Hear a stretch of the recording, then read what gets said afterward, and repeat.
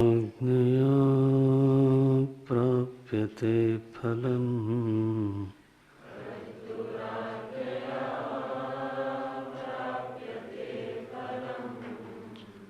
कर्तुराज्ञया प्राप्यते फलम्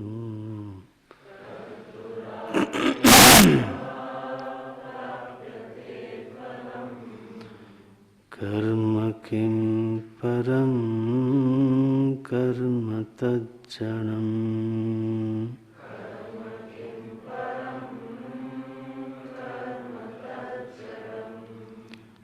कर्म किं परं कर्म तज्जनम्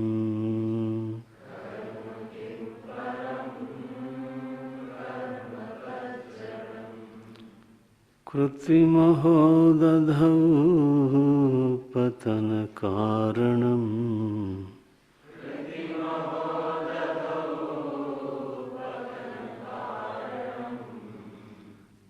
फलमशाश्वतं गतिनिरोधकम्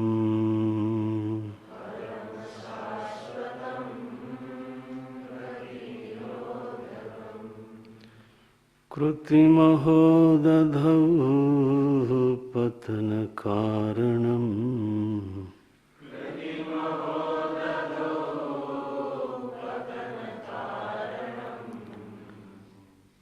फलमशाश्वतं गतिनिरोधकम्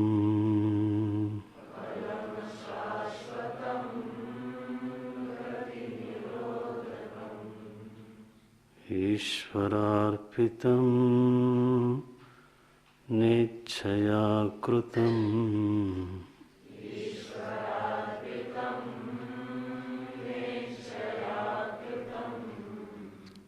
ईश्वरार्पितं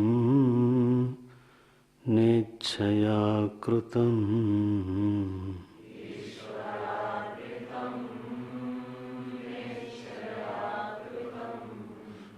चित्तशोधकं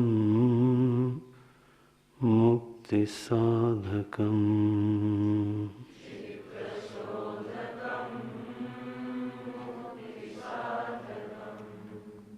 चित्तशोधकं मुक्तिसाधकम्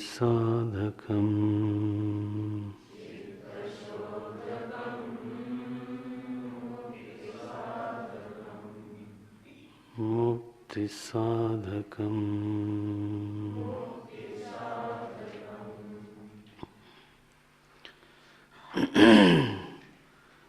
कर्तुः आज्ञया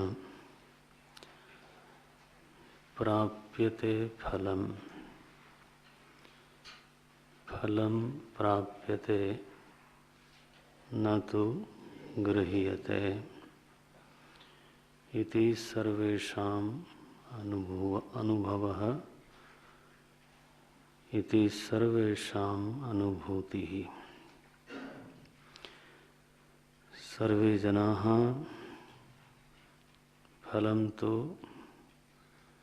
सर्वे जनैः फलं तो प्राप्यते एव न केनापि गृह्यते। फलकाले चुनाव स्वतंत्रता नास्ति एव। उक्तं भगवता श्री कृष्णेन मा फलेषु कदाचन। अस्मिन्नेव अर्थे भगवता श्री कृष्णेन उक्तं कर्मणि एव अधिकारः किन्तु मा फलेषु फलेषु कदाचन अपि अधिकारः नास्ति। अत्रापि उक्तं तदेव। किमुक्तं फलं प्राप्यते कथं प्राप्यते आज्ञया प्राप्यते। कस्य आज्ञया कर्तुः कर्तुः आज्ञया फलं प्राप्यते। कर्ता की आज्ञा से फल की प्राप्ति होती है। इस अनुभूति को आधार बना करके तो कई अनुमान किए जाते हैं। अनुभूति हमारी इतनी है कि हम सभी को फल की प्राप्ति होती है। फल माने क्या होता है? फल शब्द भवादि गण में आता है, प्रथम गण में धातु है ये। दो अर्थों में महर्षि पाणिनि ने इसको देखा है। फल विसरणे, फल निष्पत्तौ। विसरण के अर्थ में फल, विसरण माने नष्ट हो जाना। जैसे गेहूं की फसल जब फलित हो जाती है तो वो उसका अंत काल है, अंतिम उसका चरण है ना। वृक्ष में भी जो फल निकलते हैं तो वो अंततः नष्ट हो जाते हैं, उनको फल बोलते हैं। दूसरा अर्थ किया है निष्पत्तौ। तो दोनों ही अर्थ फल शब्द के साथ समझना चाहिए। एक तो किसी भी परिणाम प्रक्रिया की अंतिम निष्पत्ति, एक अर्थ यह है। दूसरा, चूंकि वह अंतिम निष्पत्ति है इसलिए तो वही उसका अंत भी है, वही उसका विसरण काल भी है। तो जैसे हमने कर्म का बीज बोया, जैसे फसल बोते हैं वैसे ही कर्म का बीज बोते हैं। कबीर ने लिखा, बोया पेड़ बबूल का। माने कर्म क्या है? ये पौधा लगाने जैसी बात है। बीज वपन, बीज बोने जैसी बात है। जब हम कर्म निष्पादित करते हैं तो मानो हमने अपने हाथ से एक पौधा लगा दिया, एक विशेष प्रकार के बीज का आरोपण कर दिया।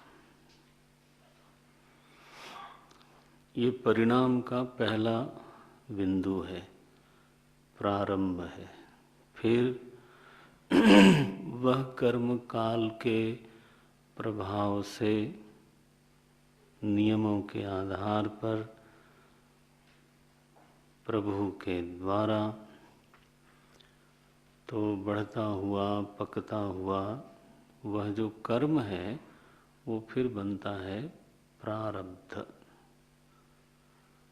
बना ना? वही कर्म तो प्रक्रिया से परिपक्व हो गया, अब फल देने के लिए तत्पर हुआ, फलोन्मुखी हो गया। तो फल रूप में वही कर्म फिर हमारे सम्मुख उपस्थित हुआ। वो क्या फल है? बोले उसके विविध प्रकार हो जाते हैं। जैसे शरीर भी कर्म का ही फल है ना। और शरीर के आसपास की जो परिस्थिति है, वस्तु, व्यक्ति, देश, काल, ये समग्र परिस्थिति भी हमारे कर्मों का ही फल है। तो कर्म ही देह के रूप में प्रकट होता है और कर्म ही परिस्थिति के रूप में भी प्रकट होता है। भोगायतन और भोग दोनों ही कर्म के परिणाम हैं।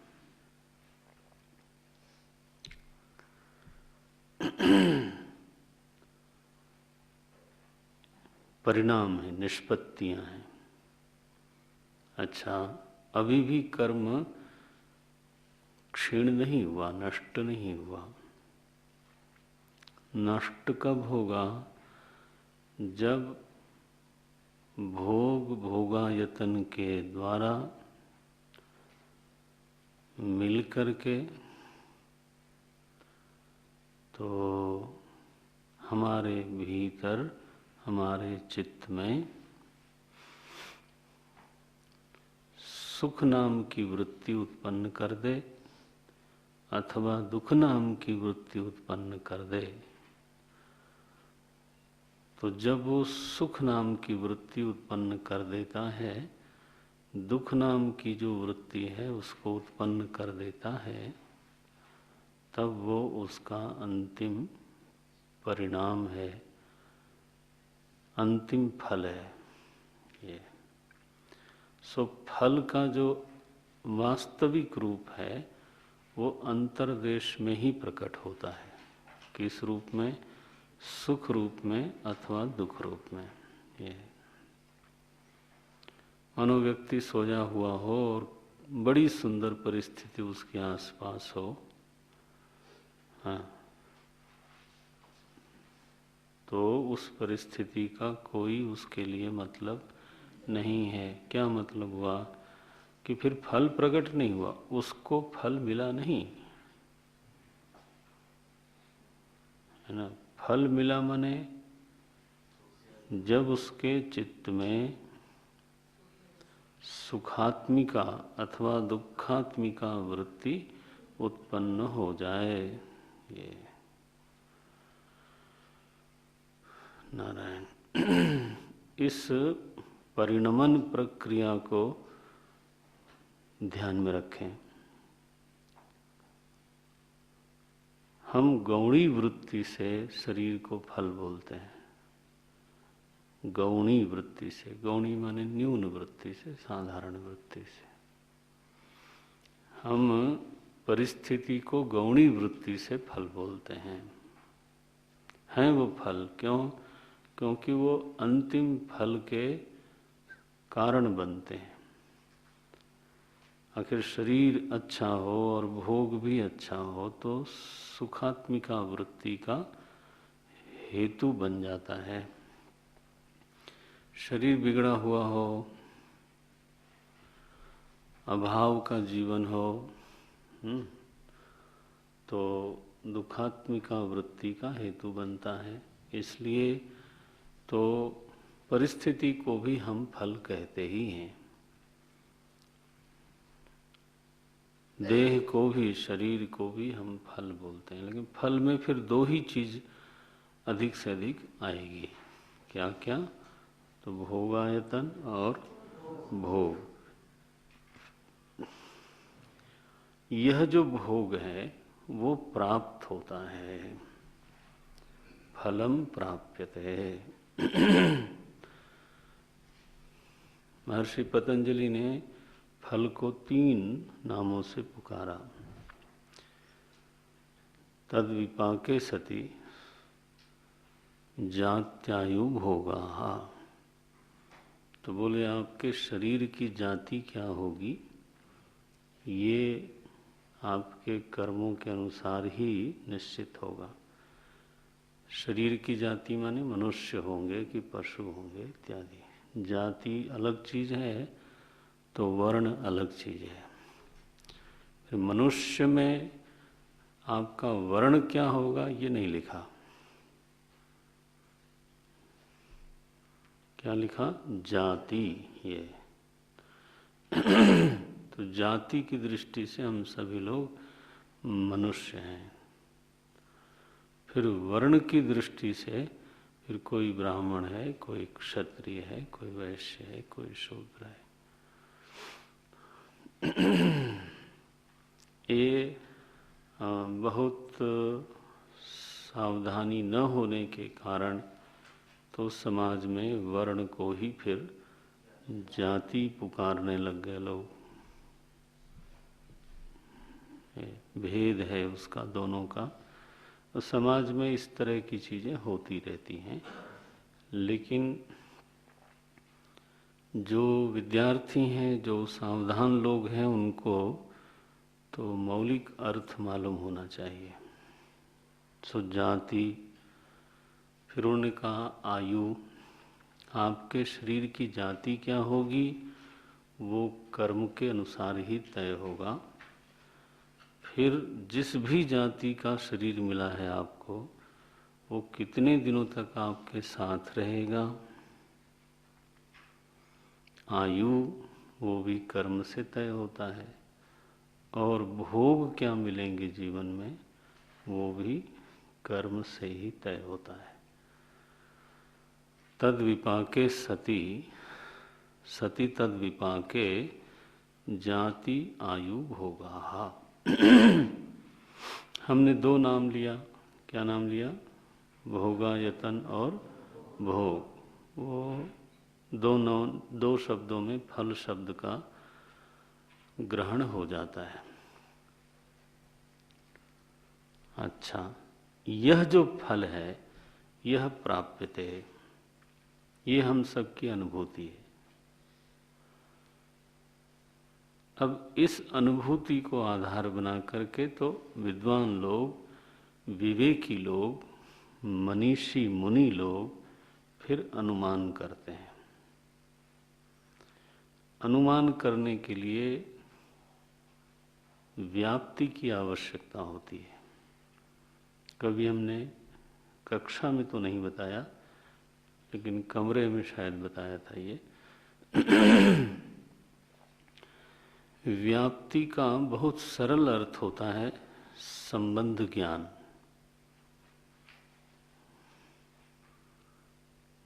समझने के लिए बोल रहा हूं।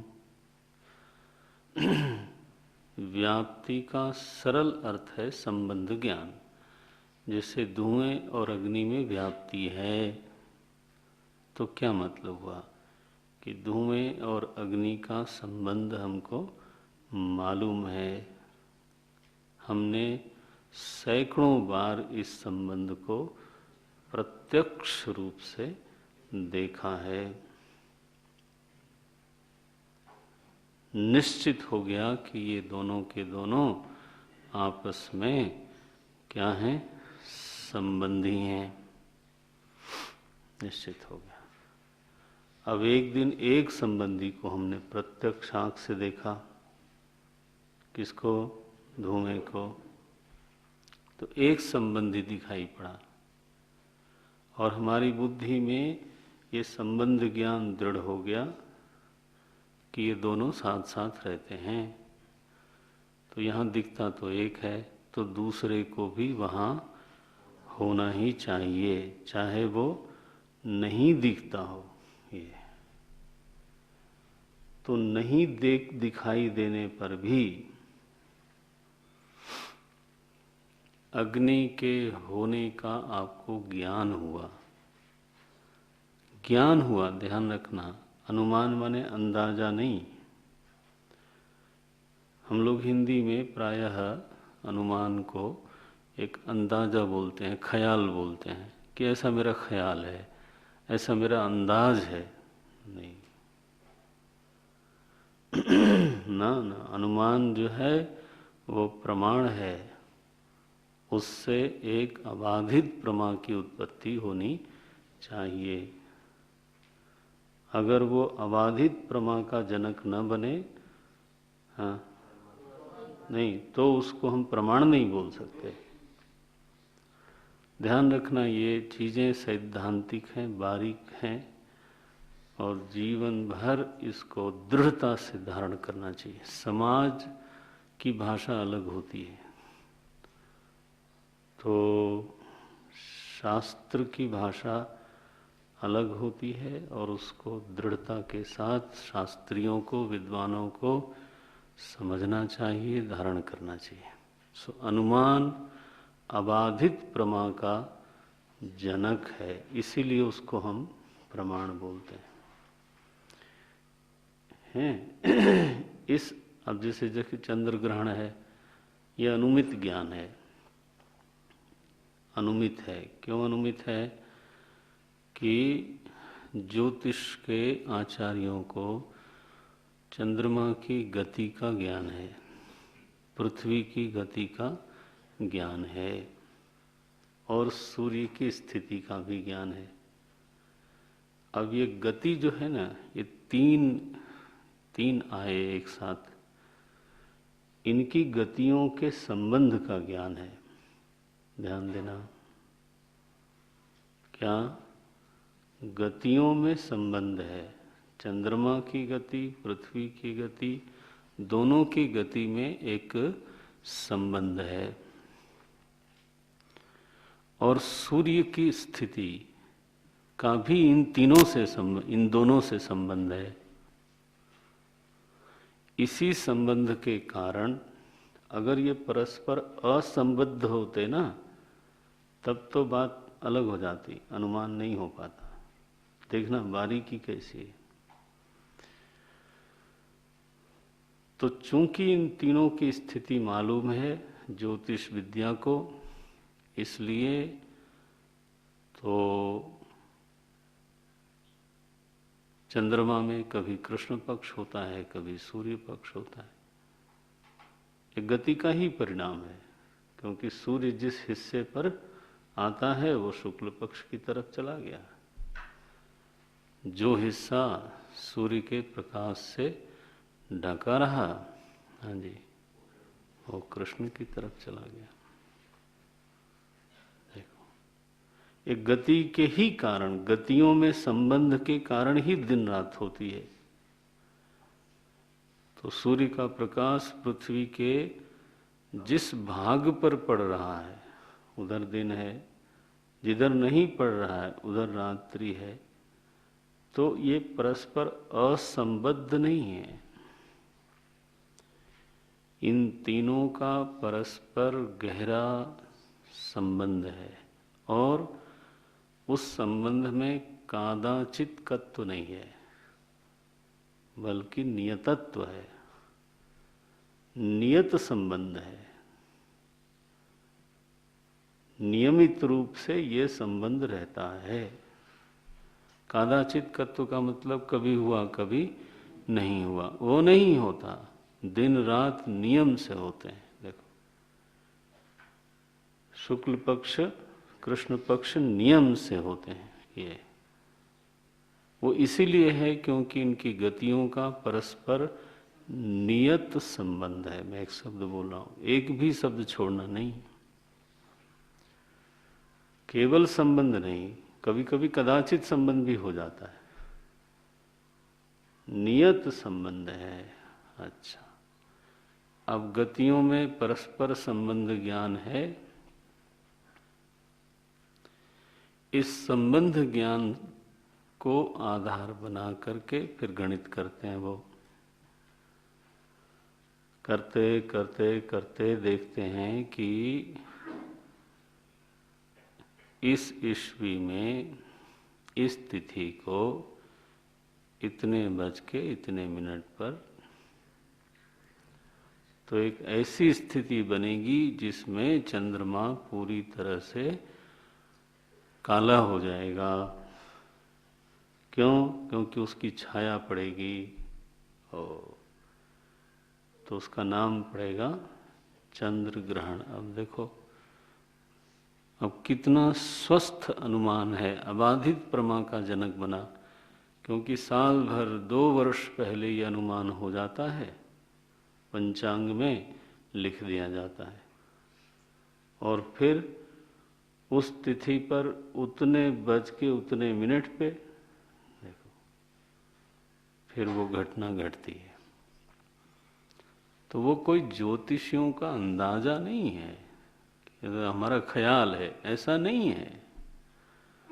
ये ना समझ लेना, वो तो बिल्कुल प्रत्यक्ष दुनिया ने लोहा माना हुआ है कि इनको कैसे पता लग जाता है।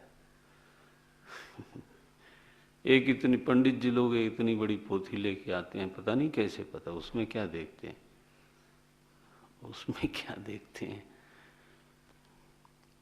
पंच अंग, काल के जो 5 अंग हैं, उसलिए उसको पंचांग बोलते हैं।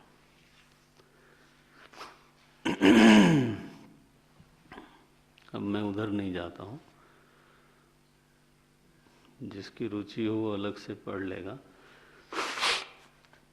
लेकिन अपनी विद्याओं की महिमा को समझना चाहिए, और उनके प्रति आदर भाव रखना चाहिए। ये कई बार मैंने टीवी पर टुटपुजहे लोगों को सुनता हूँ जिन्होंने कभी कुछ ठीक से सोचा ही नहीं है, बस केवल टिप्पणी करने के लिए उतावले घूमते रहते हैं।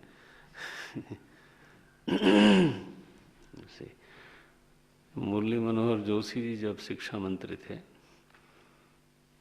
तो ज्योतिष को उन्होंने यूनिवर्सिटी में पढ़ाने के लिए आरंभ किया। तो पत्रकार बोले कि आज के साइंटिफिक युग में आप ये क्या कर रहे हो? तो जोशी जी ने उनसे बोला कि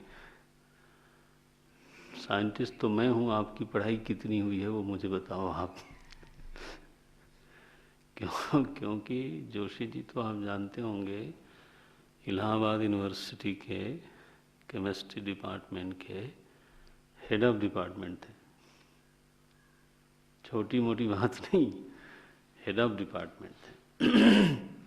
तो बोले साइंस तो मैंने पढ़ी है, मैं तो साइंटिस्ट हूँ, आप अपनी शिक्षा की जरा बताओ कितना साइंस पढ़ा आपने? चुप हो गया। साइंस माने जानते भी हो क्या होता है? देखो, नाम लेकर के डराना कि ये साइंटिफिक है, ये साइंटिफिक नहीं है, ये इस तरह की बातें करते हैं लोग। जाने बिना ही कि साइंस होता क्या है ये तो नारायण, संबंध ज्ञान अनुमान का मूल आधार है।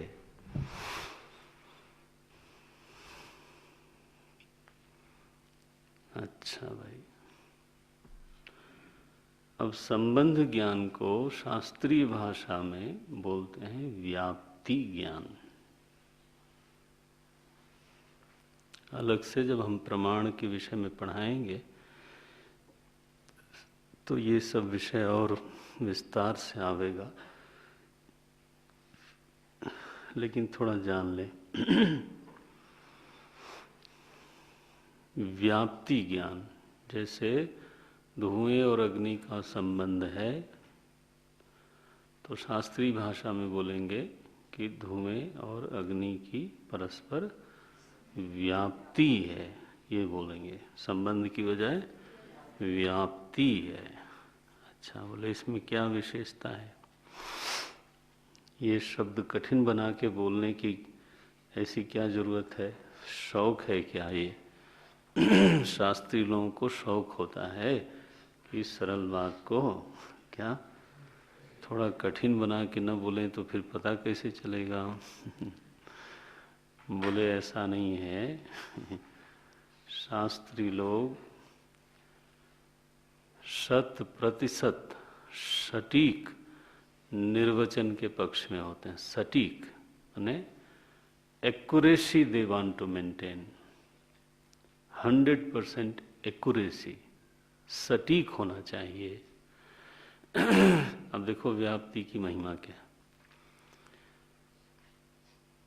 जहाँ जहाँ धुआं होगा वहाँ वहाँ अग्नि अवश्य होगी। सो धुएं में अग्नि की व्याप्ति है। व्याप्ति माने जहाँ जहाँ धुआं है ना, वहाँ वहाँ अग्नि। तो जहाँ में वहाँ व्याप्त है। पकड़ में आया? यत्र यत्र तत्र तत्र, ये। लेकिन फिर जहाँ जहाँ अग्नि होगी वहाँ वहाँ धुआं नहीं होगा। पकड़ में आया? तो धुआं अग्नि में व्याप्त नहीं है। ये संबंध कहने से ये बात पता नहीं चलती। पकड़ में आया क्या? संबंध तो भाई दो आदमी का संबंध है, बस हो गया।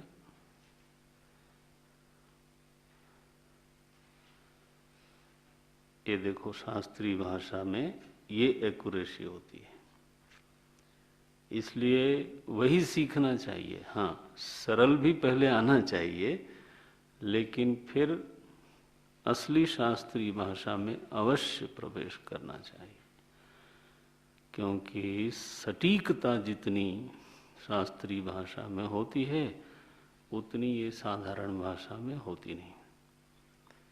तो धुएं और अग्नि का संबंध है, ये सच है, लेकिन ये पूरी तरह से सटीक उक्ति नहीं है। यत्र यत्र धूमः तत्र तत्र वह्निः ये बोल सकते हैं, लेकिन यत्र यत्र वह्निः तत्र तत्र धूमः ये नहीं बोल सकते। ये देखो, यत्र यत्र शरीरम तत्र तत्र पंचमहाभूतः, ठीक है ना, लेकिन जहां जहां पंचभूत है हो गया गलत कि नहीं? ये माने व्याप्ति उभयतः भी हो सकती है और एक तरफा भी हो सकती है, दो तरफा एक तरफा भी हो सकती है। यत्र यत्र घटः तत्र तत्र मृत्तिका, ये तो ठीक है, लेकिन यत्र यत्र मृत्तिका तत्र तत्र घटः ये नहीं बोल सकते। बना? तो इसलिए व्याप्ति शब्द हम बोलते हैं। अब देखो, अनुमान का आपको मूल आधार थोड़ा पता चल गया। तो अब हम संबंध ज्ञान की बजाय क्या बोलेंगे कि अनुमान का मूल आधार व्याप्ति ज्ञान है। यदि वो व्याप्ति ज्ञान शुद्ध है तो अनुमान को शुद्ध होना ही चाहिए। अब यहां पर क्या है व्याप्ति कि जहां जहां फल है वहां वहां कर्म अवश्य होना चाहिए। देखो, ये व्याप्ति बनेगी। आपको ये भाषा आ जाएगी ना तो इतनी दृढ़ता हो जाएगी कि दुनिया एक तरफ बोलती रहे, आप कहोगे ऐसा हो नहीं सकता। कोई कहे कि फल अपने आप ही हो जाता है, संयोग से हो जाता है, आप कहोगे जरा समझदारी की बात करो क्योंकि ये तो व्याप्ति हमको मालूम है। ये जितने भी अधूरा चिंतन करने वाले हैं ये व्याप्ति को ही नहीं समझते, अधूरी व्याप्ति की बात करते हैं। क्या कहेंगे कि इस जीवन में अगर सफल होना है तो उद्योग करो। माने क्या? आधी व्याप्ति मान ली कि अगर इस जीवन में उपलब्धि प्राप्त करनी है तो मेहनत करो। माने मेहनत की सफलता में क्या है? व्याप्ति है। जब कोई ये कहेगा आपसे, चाहे वो कितना भी सेकुलर हो,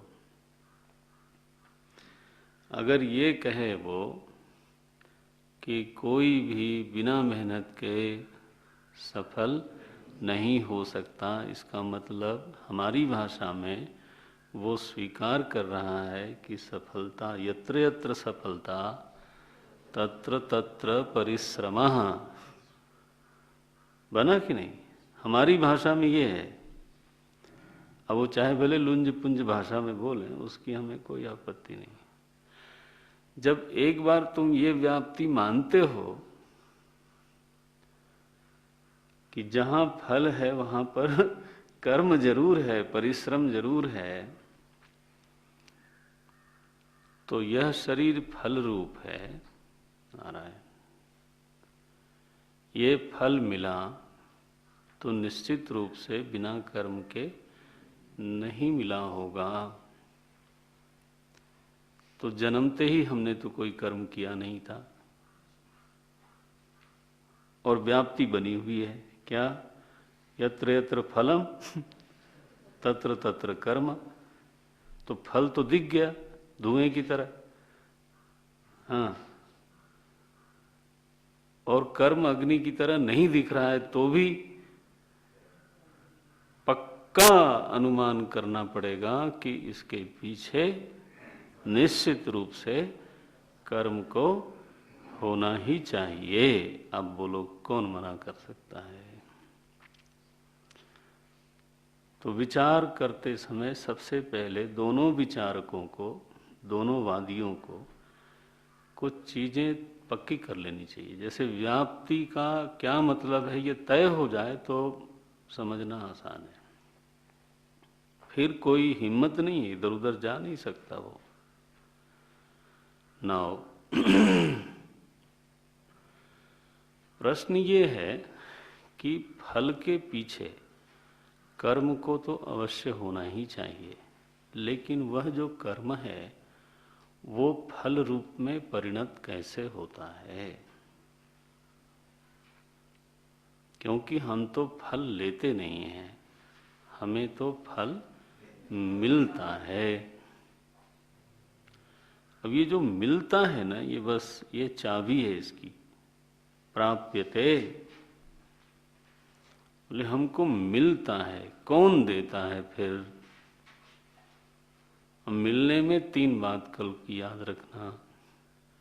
जो मिलता है वो न्याय पूर्वक मिलता है,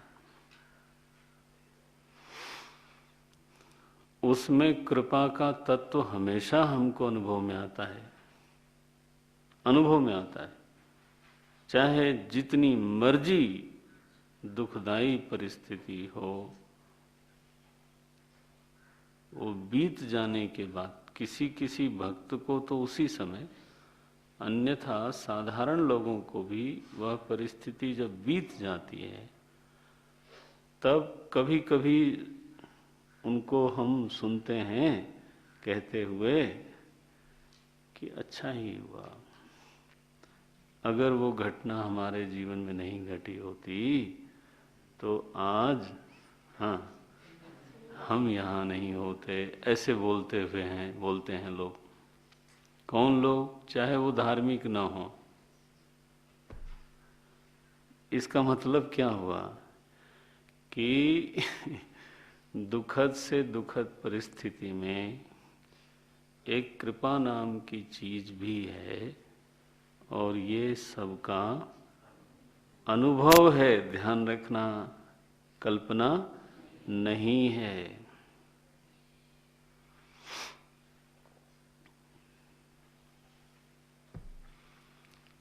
तो अहिल्या जी को सांप मिला तो बहुत परेशान हुई होंगी, लेकिन जब भगवान का दर्शन मिला तो क्या बोले? मुनि साप जो दीन्हा अति भल कीन्हा। बोलो। अब ये बात अलग है कि सैकड़ों साल बाद उनको ये बात मालूम पड़ी। जब तो सांप मिला तब तो बहुत तकलीफ हुई।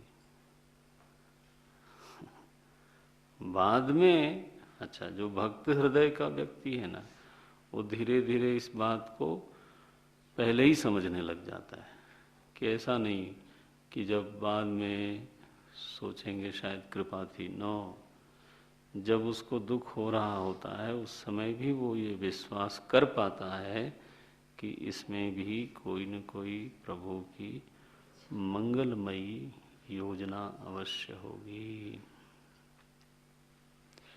सो फल में एक तो न्याय है, दूसरा कृपा है, तीसरा विवशता है। लेने में कोई भी स्वतंत्र नहीं है, लेने में सभी लोग विवश हैं।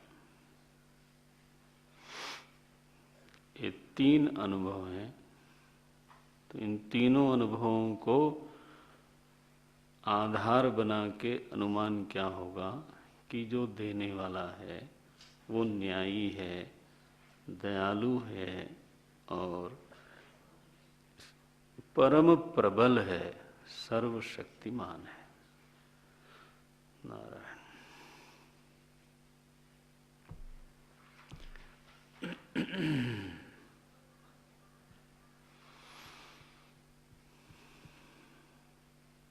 भगवान शंकर ने उन तपस्वियों को ये कहा कि जरा उसकी ओर भी देख लिया करो भाई।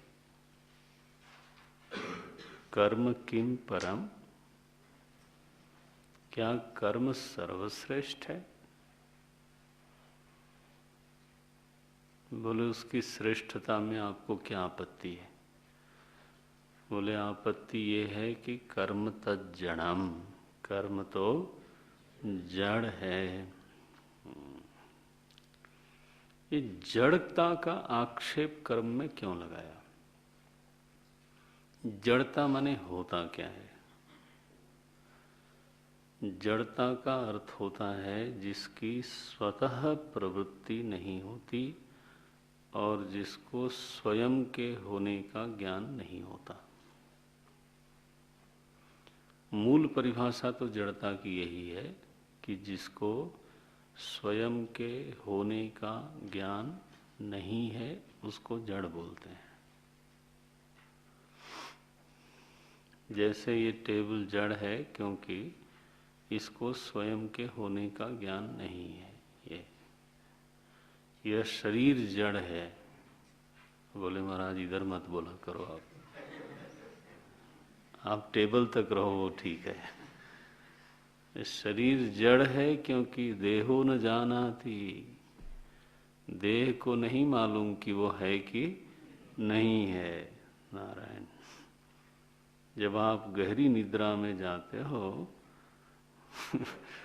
शरीर महाराज ऐसे पड़े रहते हैं जैसे लकड़ी का कटा हुआ एक बोटा,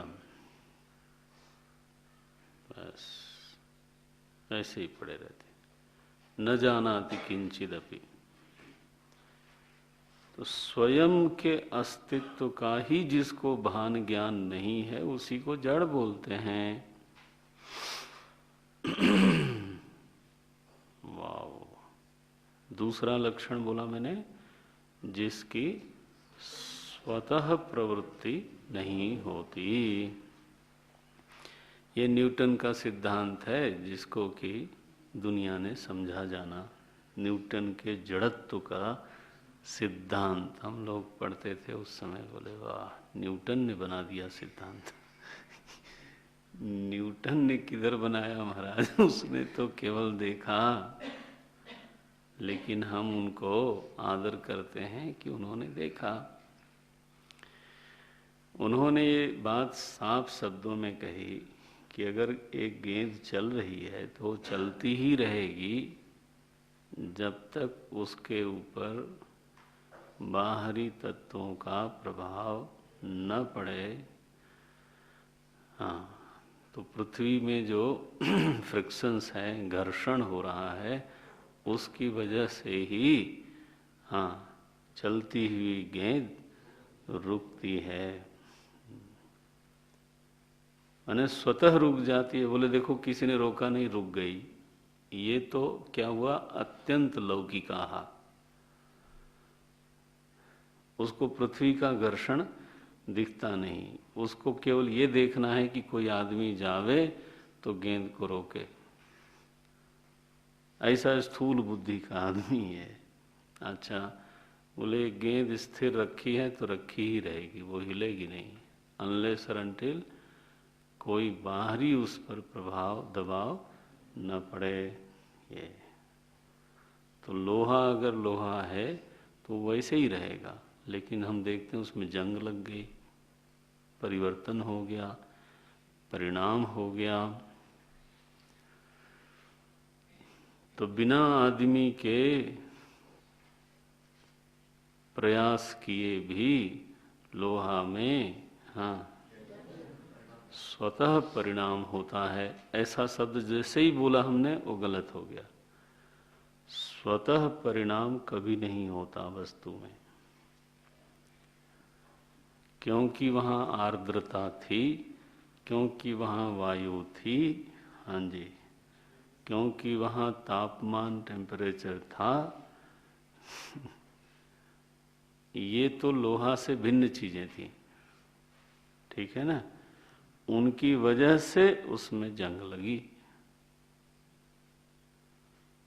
तो जड़ का दूसरा लक्षण, गौण लक्षण बोलता हूं मैं, कि उसमें स्वतः कोई परिणाम परिवर्तन प्रवृत्ति नहीं हो सकती। ओम भगवते नमो भगवते वासुदेवाय। ओके। हमारे वेदांत में उसके लिए एक वाक्य आता है, स्वात्मनि क्रिया विरोधात्। ये चाहे तो आप ध्यान में रखना, लिख लेना, नोट में आ जाना चाहिए बोल्ड अंडरलाइन करके, क्योंकि ये सिद्धांत है। न्यूटन ने कब कहा होगा मालूम नहीं, लेकिन बहुत पहले से ये सिद्धांत है। स्वात्मनि क्रिया विरोधात्, कोई वस्तु स्वयं में क्रिया नहीं कर सकती।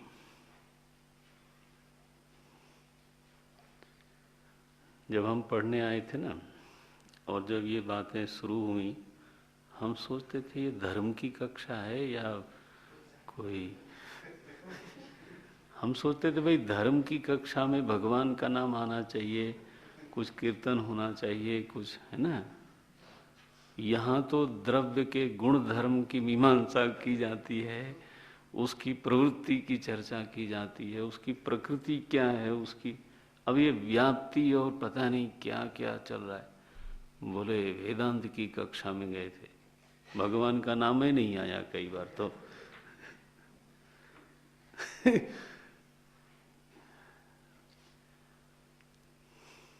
लोग धर्म को तत्व चर्चा नहीं समझते, थोड़ा भाव हो जाना चाहिए, थोड़ा तबीयत झूम जाए बस, और क्या चाहिए।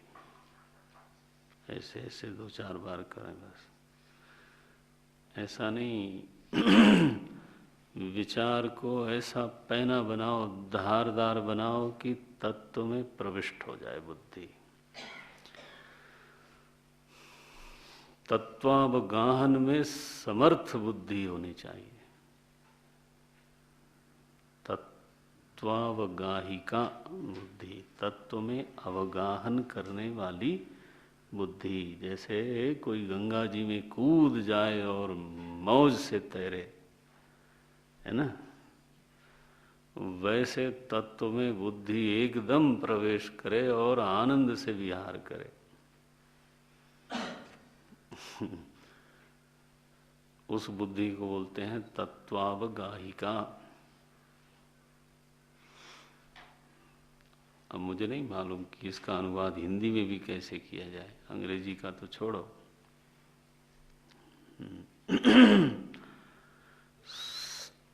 तत्वावगाहिका, तत्व में अवगाहन करने वाली बुद्धि। ये अवगाहन माने विहार करने वाली, प्रवेश करने वाली। एनीवे, सो हम ये कह रहे थे कि जड़ वस्तु को स्वयं के होने का ज्ञान नहीं, एक। दूसरा, जिसमें स्वतः प्रवृत्ति नहीं हो सकती, ये लक्षण है।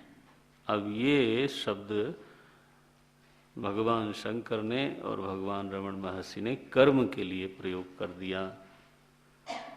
क्या कहा? कर्म तत् जड़म, कर्म तो जड़ है। क्या मतलब है कि कर्म, देखो लक्षण मालूम हो तभी ये अर्थ खुलेगा, नहीं तो अनुवचन मात्र होगा, कुछ प्रवेश नहीं होगा उसमें। बोले कर्म तो जड़ है। What do you mean by जड़ है? ऐसा बोलने से क्या मतलब निकला? मतलब ये निकला कि जो कर्म है उसको स्वयं के होने का भी ज्ञान नहीं है। महाराज, जिसको आप परम परम बोल रहे हो, हाँ जी, वो कर्म स्वयं जानता नहीं कि मैं हूं भी कि नहीं हूं। जड़ शब्द का मतलब ये हुआ। दूसरा आक्षेप बहुत बड़ा है, दूसरा कि चूंकि कर्म जड़ है इसलिए वो स्वयं फल रूप में परिणत नहीं हो सकता। ये बना। चूंकि कर्म, देखो कैसा तर्क बनेगा, चूंकि कर्म जड़ है इसलिए वो स्वयं फल रूप में परिणत नहीं होगा, परिणमित नहीं होगा। क्या मतलब है?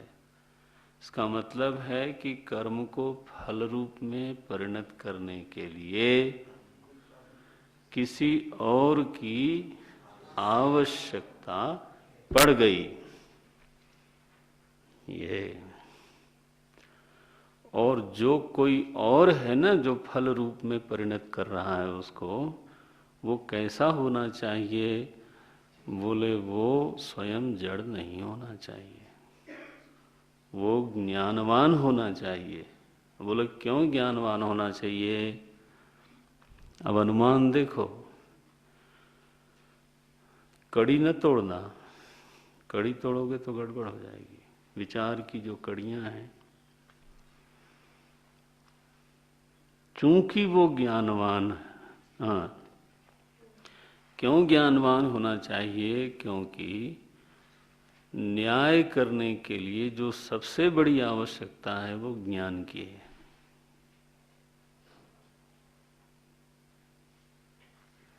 आपने क्या तय किया था कि जो फल मिलता है वो न्याय सम्मत होता है। तो जब तुम जानोगे ही नहीं कि अमुक व्यक्ति ने क्या कर्म किया था, तो उसके साथ न्याय क्या करोगे? पकड़ में आया? न्याय तो तभी हो सकता है जब आपकी जानकारी पूरी हो। किस चीज की? कि इन्होंने किया क्या था। नारायण, ये जो भी मैं बोल रहा हूं, ये भगवान शंकराचार्य के अनुग्रह से जो विचार प्राप्त हुए हैं उनको थोड़ा सरल भाषा में बोल रहा हूं। जब आप प्रभु कृपा से केनोपनिषद पढ़ेंगे ना, तब उसमें एक भाष्य आता है, विस्तृत भाष्य भगवान भाष्यकार का। वो वेदांत में ईश्वरवाद कैसे बनता है उसकी व्याख्या वहाँ है। उसका थोड़ा आपको आज नमूना दिया जा रहा है। आफ्टर ऑल 2 महीने हो गए, 2.5 महीने, इसलिए थोड़ा थोड़ा बच्चे को बड़ा भी होना चाहिए। पता चला कि बच्चा ही रह जाए तो ये भी ठीक नहीं है।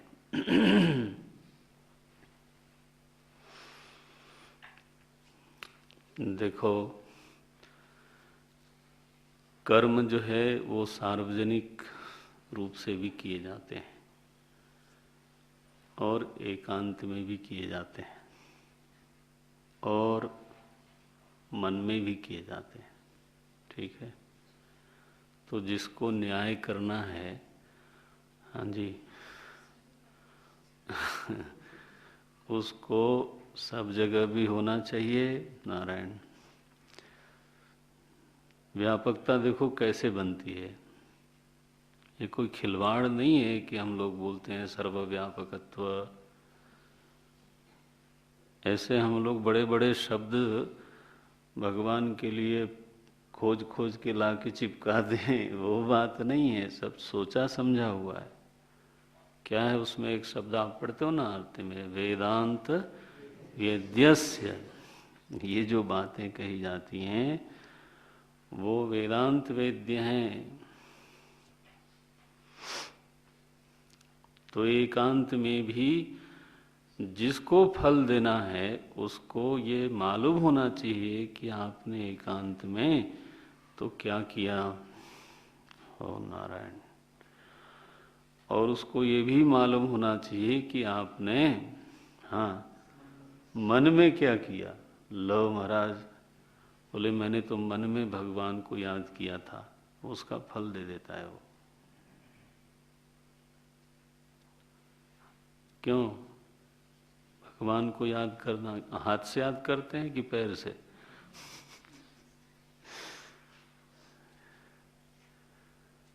भगवान की प्रार्थना की थी, भगवान को स्मरण किया था। कहाँ? मन में। अब बोले कि वो तो मन में किया था, किसने देखा? तो उसका फल कुछ नहीं बनेगा। ऐसा कोई कहे तो अन्याय हुआ कि न्याय हुआ? अन्याय हो गया ना। तो आदमी चुपचाप नारायण बिना होठ हिलाए जीभ हिलाए जप करता है तो उसका भी फल होता है।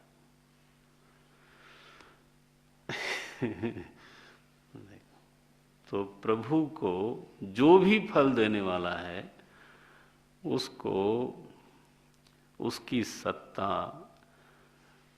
सर्वव्यापी होनी चाहिए। ऐसा कुछ नहीं हो सकता जिसको उससे छिपाया जा सके। सत्यम वदामि। बोलो भाई रामधार। ये रामायण पढ़ता है तो पूरा करो। नहीं पूरा करते लोग, सब कोई मदद ही नहीं करता। ये क्या बात है? गड़बड़ बात है भाई। सत्यम वदामि भवान अखिलांतरात्मा। तुलसी बाबा ने कहा मैं तो आपसे झूठ भी नहीं बोल सकता ना, इसलिए सत्यम वदामि। क्यों झूठ नहीं बोल सकते? क्योंकि भगवान अखिलांतरात्मा, आप सबके दिल में बैठे महाराज, क्या छिपाऊं आपसे? ये है।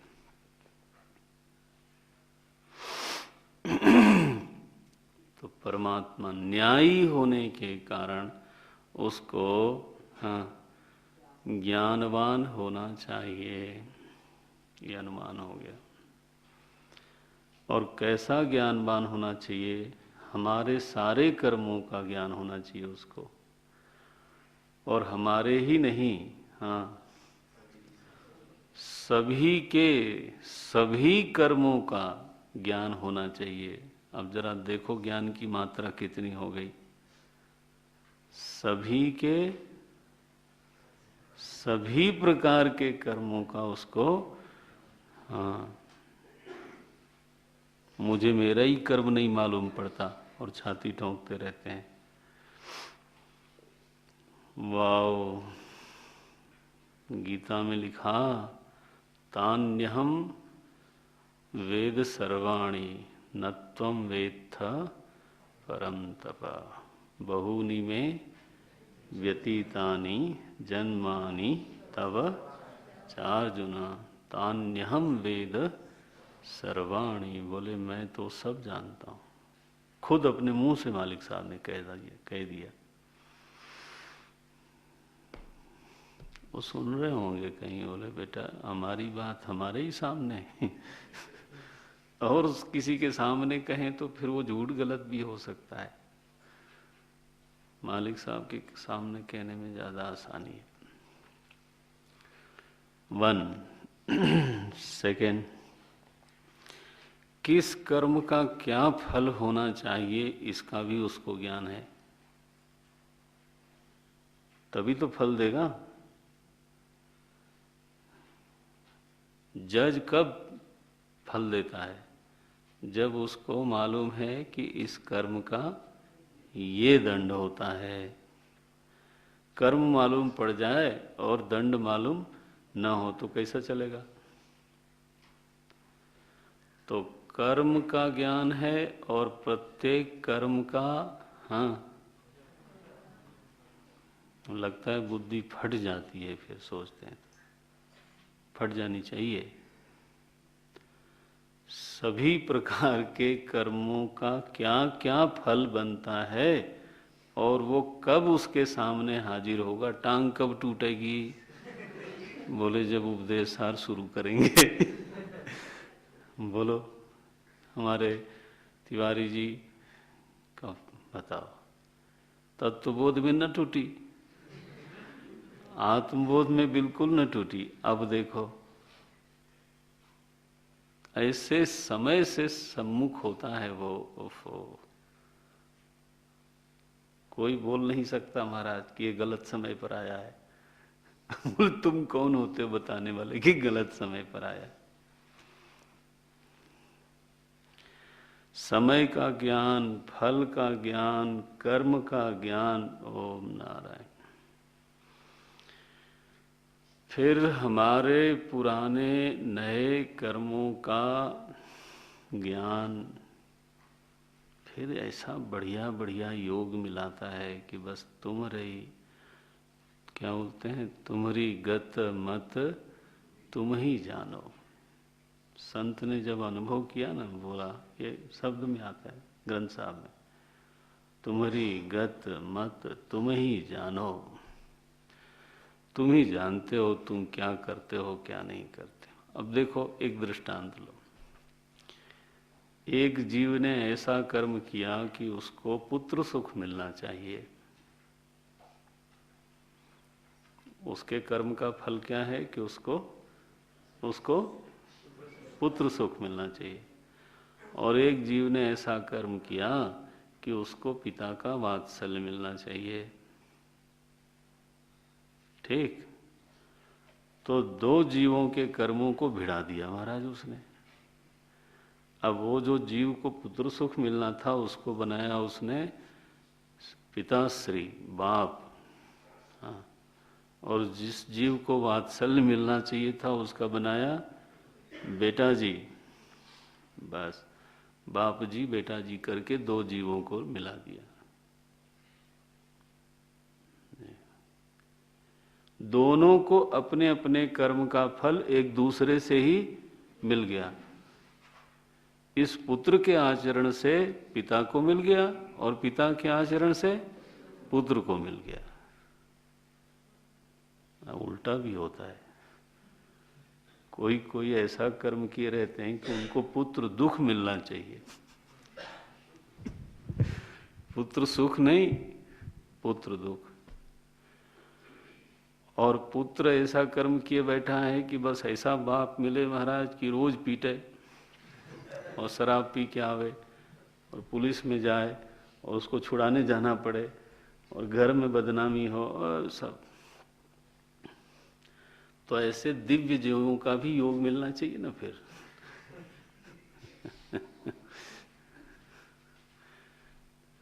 तो कैसे कैसा योग मिलाता है, किस जीव को किसका बाप, किसका बेटा, किसका चाचा, किसका भतीजा, किसकी बहन, किसकी पत्नी, ऐसा सब मिला के महाराज एक दूसरे से ही एक दूसरे को भोग दे देता है। खुद के जेब में से कुछ निकला ही नहीं।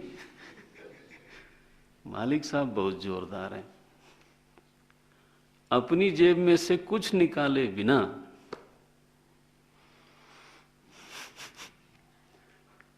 चार पांच लोगों ने आपस में ही एक दूसरे को भोग दे दिया और वो बैठा मुस्कुराता रहा क्षीर सागर में।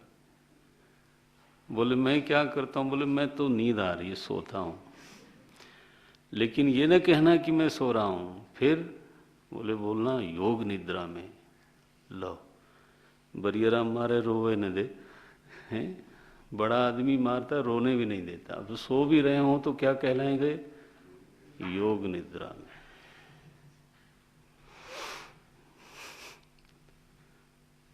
योग मिला देते हैं, कैसा फल देने वाला है। अब ये न कंप्लेन करना कि मेरा चाचा ऐसा था। चाचा नहीं, भतीजा ही ऐसा था। इसकी वजह से वैसा चाचा मिला। हाँ। इतना ज्ञानवान होना चाहिए, निष्पक्ष होना चाहिए। न्याय के लिए निष्पक्षता बहुत जरूरी है। जो निष्पक्ष नहीं है वो न्याय नहीं कर सकता। कालज्ञ होना चाहिए, देशज्ञ होना चाहिए, क्योंकि एक देश में कर्म करने का फल बढ़ भी जाता है, घट भी जाता है।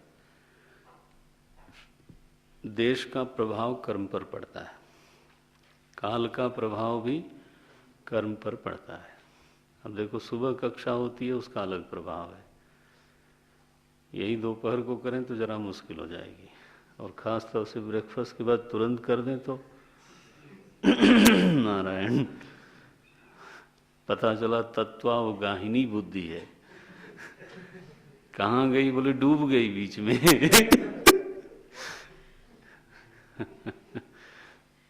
ऊपर से ब्रेकफास्ट में पूड़ी हो तो रोके नहीं रुकता, अब कंट्रोल ही नहीं होता, क्या किया जाए? 3 खाने की बजाय फिर अब 5 से कम क्या खा जाए? कौरव तो 100 थे, तो कम से कम हम पांडव तो रहें। तो ये सब तमाशा होता है। काल का प्रभाव पड़ा कि नहीं? देखो, काल का प्रभाव, देश का प्रभाव,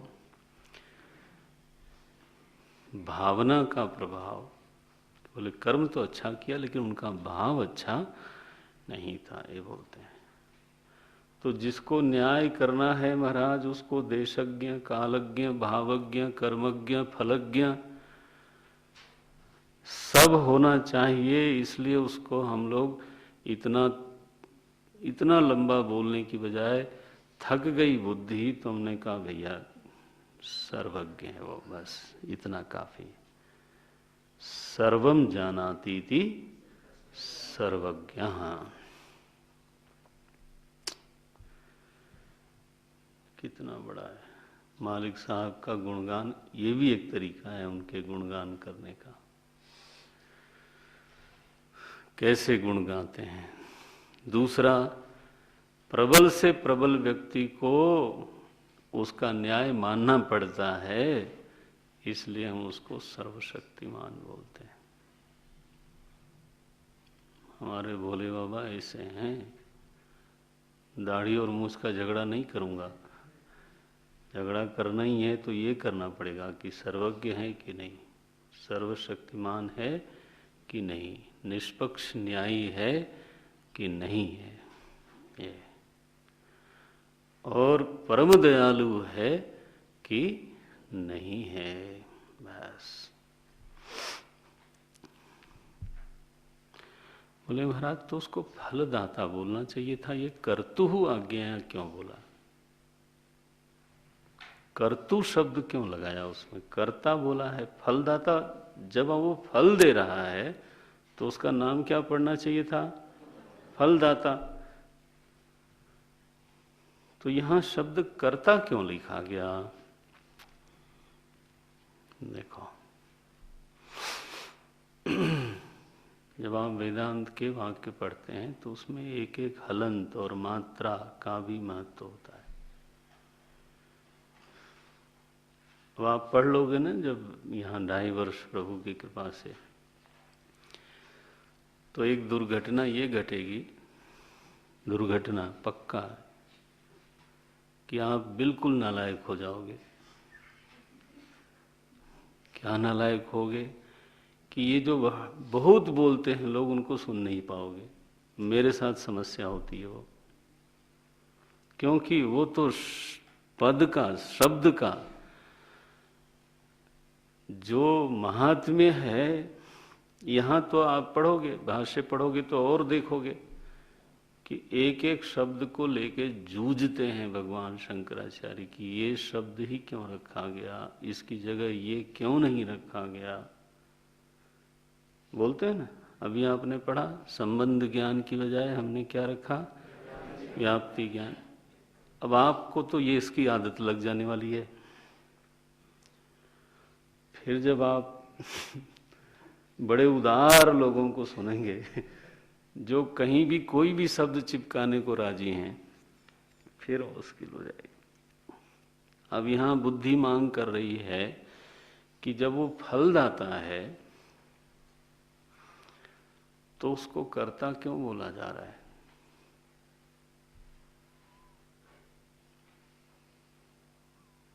सही नहीं लगता ना। फलदाता को कर्ता शब्द से क्यों पुकार रहे हो? बोले इसलिए पुकार रहे हैं क्योंकि कर्म काल में, ध्यान देना, जब हम कर्म कर रहे थे तो कर्म काल में भी हमारा अनुभव ये रहा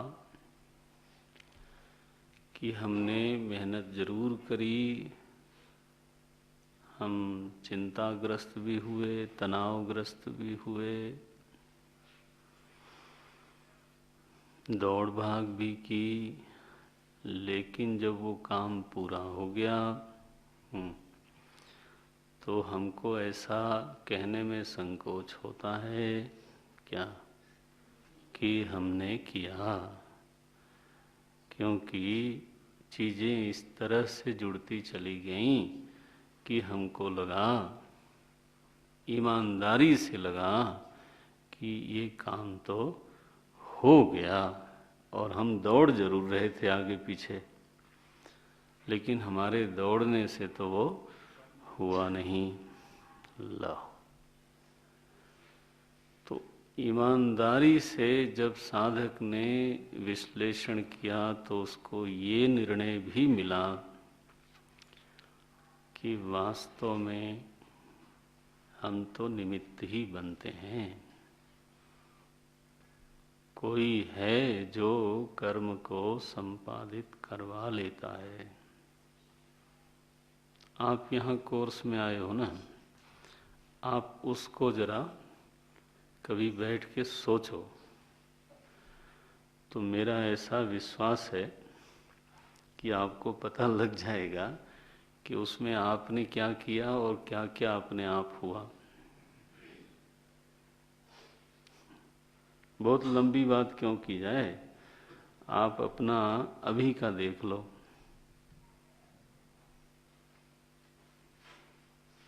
गृहस्थों के बीच में मैं ये दृष्टांत नहीं दूंगा, क्योंकि वो तो कोर्स में नहीं आते ना, फिर वो यहाँ जो आए वो तो विद्यार्थी लोग हैं। गृहस्थ लोगों के यहाँ जब घर में बड़े बड़े प्रसंग होते हैं, शादी विवाह होता है, वो खुद बोलते हैं महाराज कि जब तक मैं दौड़ता रहा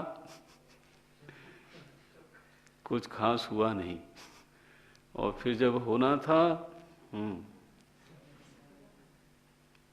खुद बोलते हैं, तब ऐसी चीजें घटपट घटती चली गईं और हम उसमें जैसे कि हमको खींच लिया गया, करवा लिया गया।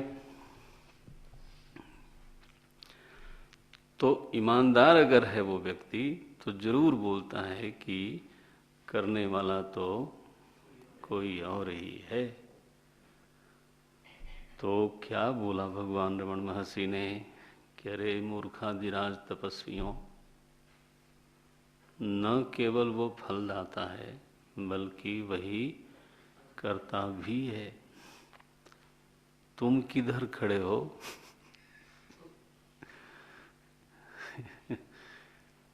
तुम कर्मवाद के चक्कर में इतना दृढ़ हो गए अपने कर्ता भाव में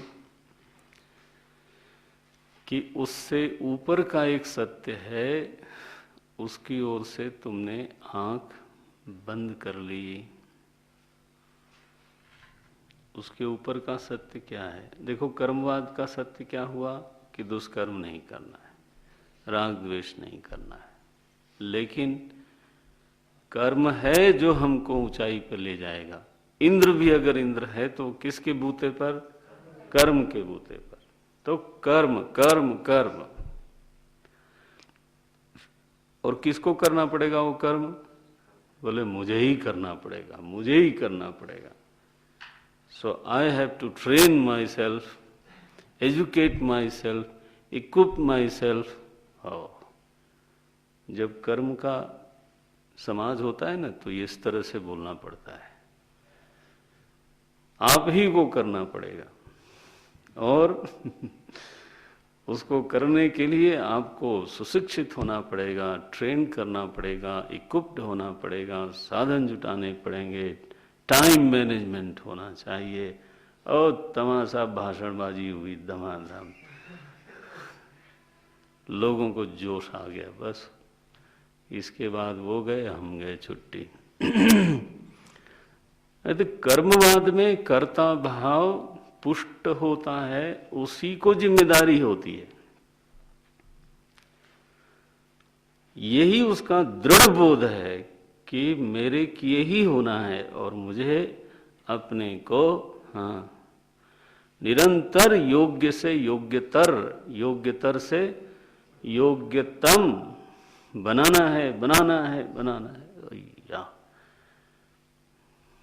And if I miss, I will be failed. इधर क्या है, ये दूसरा सच क्या है? बोले कर्म कर लिया, जरा शांति रखो। एक महाकर्ता है, उसकी ओर देखो। एक फलदाता है, जरा उसकी ओर भी देखो। ओ, कर्म सबसे ऊंची चीज नहीं है। फलदाता और कर्ता, जो महाकर्ता है, वो तो ऊंची चीज है। बोले अगर मैं उसको न मानूं तो मुझको फल मिलेगा कि नहीं मिलेगा? मैं नहीं मानता ऐसा कोई है। फल मिलेगा कि नहीं मिलेगा? बोले जरूर मिलेगा। वो तुम्हारे जैसा थोड़ा है पक्षपाती कि हमको नहीं मानोगे तो हम देख लेंगे, वो नहीं। फल मिलेगा, नहीं मानने पर भी फल मिलेगा। तुम कर्ता बन के बहुत परिश्रम पूर्वक कर्म करो, तुमको फल जरूर मिलेगा। फिर बोले उसमें कमी क्या है? फिर क्या दिक्कत है? ईश्वर को मानने न मानने में क्या दिक्कत हो गई? मानने से भी फल मिलता है और न मानने से भी फल मिलता है। आखिर मिलेगा मेरे कर्म के आधार पर ही मिलेगा। सो मैं तो कर्माश्रित होना चाहता हूं। इसमें क्या परेशानी है? बोले कोई परेशानी नहीं है। केवल तीन चीजें ऐसी हैं जो कर्म का साइड इफेक्ट है और वो तुमको भी मिलेगा। ये आज मैं बोल देता हूं, कल इसका विस्तार करेंगे। बिना प्रभु की सत्ता को महसूस किए समझे, केवल हम करता हैं और मुझे कर्म करना है और उससे मुझे उपलब्धियां होंगी तो जरूर होंगी, इसमें कोई दो राय नहीं है। कृति महादधौ, कृति महो दधौ पतन कारणम। एक उसका साइड इफेक्ट है जिसको कि सोच के देखो कि वो है कि नहीं है। पहला क्या? कृति, कर्म के महासमुद्र में तुम गिरोगे। वन। दूसरा, फलम अशाश्वतम। फल जरूर मिलेगा लेकिन वह फल अनित्य रहेगा, अशाश्वतम। और तीसरा, गति निरोधकम। जो परम पुरुषार्थ की ओर गति है,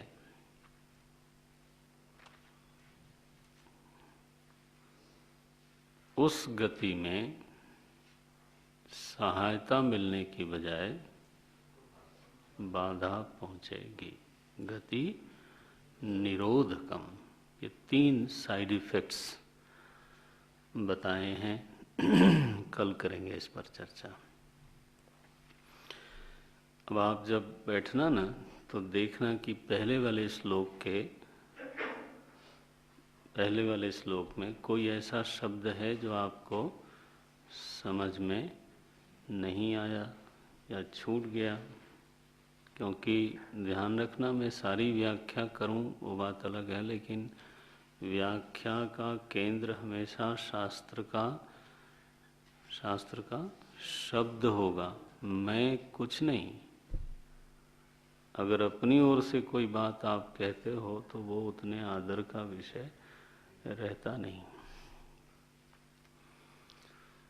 सो फलम प्राप्यते आज्ञा मने नियमेन, उसके बनाए गए नियमों से। आज्ञा शब्द जानबूझ के कहा गया है। आज्ञा हमेशा आदेशः शत्रुवत पढ़ा होगा आपने, है ना? आदेशः शत्रुवत व्याकरण में ऐसा नियम है। आदेश माने होता है कि आपको मानना पड़ता है,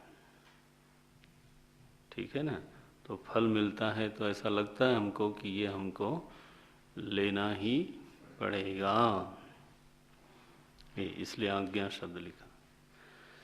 ऐसा मत भाव ले लेना कि एक मंच पे बैठ के भगवान हुक्म दे रहे हैं कंटिन्यूअस, इसको ये फल उसको ये फल, तो मरण हो जाएगा भगवान ही का। क्योंकि आफ्टर ऑल इतने जीव हैं, उनको कितने लोगों को हुक्म वो नहीं, वो तो मस्ती में सोता है या समाधि लगाता है। नियम से सब काम होता है, नियम उसके हैं। ये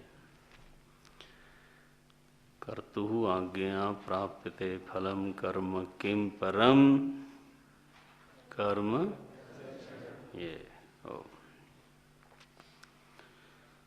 ओम पूर्णमदः पूर्णमिदं पूर्णात् पूर्णमुदच्यते पूर्णस्य पूर्णमादाय पूर्णमेवावशिष्यते।